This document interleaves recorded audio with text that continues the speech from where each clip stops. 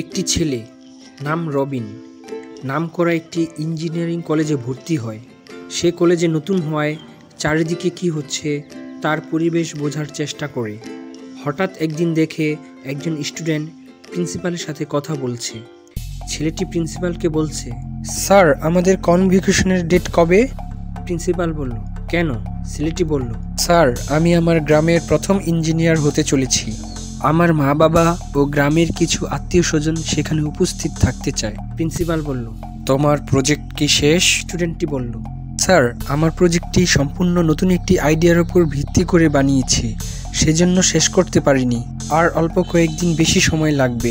Principal বলল, কিন্তু আগামীকাল তো প্রজেক্ট জমা দেওয়ার ডেডলাইন। স্টুডেন্ট বলল, স্যার, আমার প্রজেক্টের আইডিয়াটি নতুন এবং যুগান্তকারী প্রজেক্ট হবে স্যার, আপনি একটু দেখুন, তাই আমার কয়েকদিন বেশি সময় লাগবে। প্রিন্সিপাল বলল, নো, আমি তোমাকে আর সময় দিতে পারবো না। আর তুমি এটা কি প্রজেক্ট বানিয়েছো? স্টুডেন্ট বলল, এআই ল্যাঙ্গুয়েজ মডেল স্যার।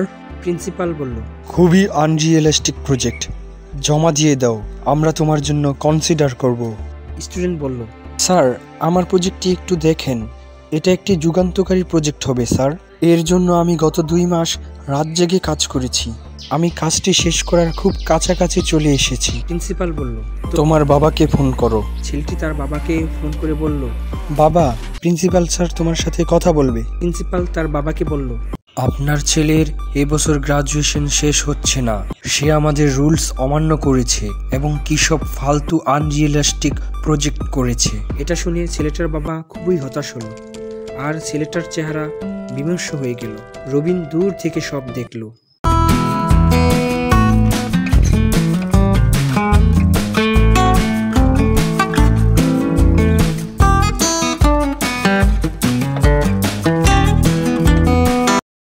গেল সেই ছেলেটা আত্মহত্যা করেছে।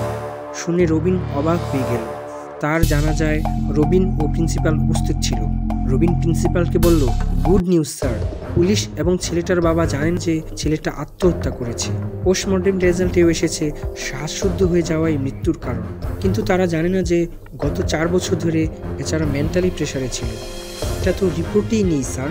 ইঞ্জিনিয়াররা বেশ চালাক স্যার, মেন্টাল প্রেসার মাপার কোনো যন্ত্রই বানায়নি। থাকলে বোঝা যেত যে এটা আত্মহত্যা না, মার্ডার স্যার। পরদিন স্যার তাকে অফিস কক্ষে ডেকে নিয়ে বলে, জয়ের মৃত্যুর জন্য তুমি আমাকে দায়ী করছো কেন? একজন ছাত্র যদি প্রেশার না নিতে পারে তাহলে আমরা কিভাবে দায়ী? জীবনে যে কোনো সময় প্রেশার আসলে তার দায় কি সব সময় আরেকজন নেবে?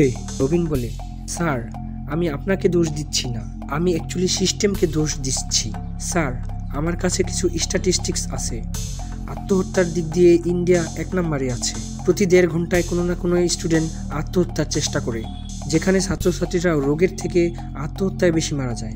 কিছু তো একটা ভুল আছে এই সিস্টেমে স্যার।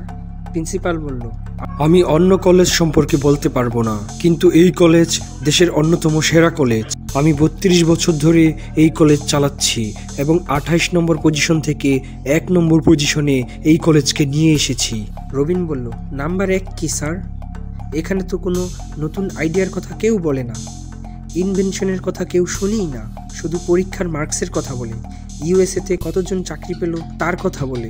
এখানে তো নতুন কিছু শেখানো হয় না স্যার। আপনারা এখানে শুধু শিখান কিভাবে পরীক্ষায় বেশি নাম্বার পাওয়া যায়। এরপর প্রিন্সিপাল রেগে গিয়ে বলে, তোমার কাছ থেকে কি শিখতে হবে কিভাবে পড়াতে হয়?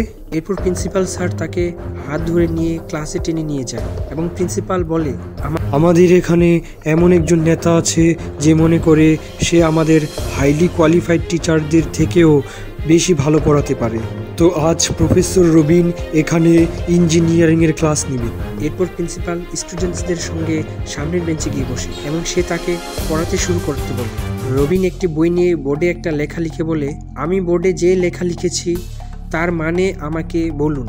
আপনাদের সময় 5 মিনিট। আপনারা চাইলে বইয়ের সাহায্যও নিতে পারেন। যে পারবেন সে হাত উপরে উঠাবেন, দেখি কে প্রথমে পারে আর কে সবার শেষে পারে। এরপর সবাই বই থেকে খোঁজাখুঁজি শুরু করে দেয়। প্রিন্সিপাল স্যারও বই নিয়ে খোঁজাখুঁজি শুরু করে, কিন্তু সময় শেষ হয়ে গেলেও কেউ এর উত্তর খুঁজে পায় না। তখন রবিন বলে, কি কেউ পারলেন না? আপনারা আপনাদের জীবনের 1 মিনিট পেছনে যান। যখন আমি এই প্রশ্ন জিজ্ঞাসা করলাম তখন কি কেউ ভেবেছেন আজ আমরা নতুন কিছু শিখব, এতে আনন্দ পাবো কিনা কেউ না, সবাই দৌড় প্রতিযোগিতায় লেগে গিয়েছে। এভাবে পড়ে প্রথম হলেও কি উপকার? আপনাদের জ্ঞান বাড়বে কি? না, শুধু প্রেশার বাড়বে। আর এটা কলেজ, প্রেশার কুকার না।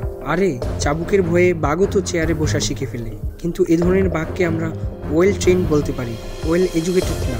এরপর প্রিন্সিপাল স্যার বলে, হ্যালো, এটা কোনো ফিলোসফিক্যাল ক্লাস না, ওই দুটো ওয়ার্ডের মানে বোঝাও।